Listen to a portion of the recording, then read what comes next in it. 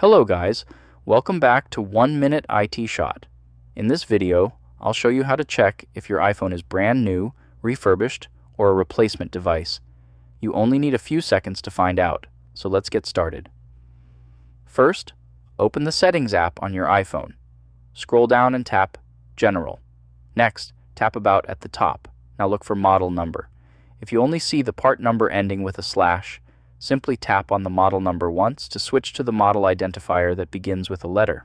The first letter tells you the history of your iPhone. If the first letter is M, your iPhone was sold as a brand new retail device. If the first letter is F, your iPhone is an Apple certified refurbished device. That means it was refurbished and tested by Apple before being sold again. If the first letter is N, your iPhone is a replacement device.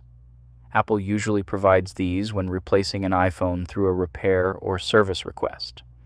And if the first letter is P, it means your iPhone was personalized with an engraving when it was originally purchased from Apple.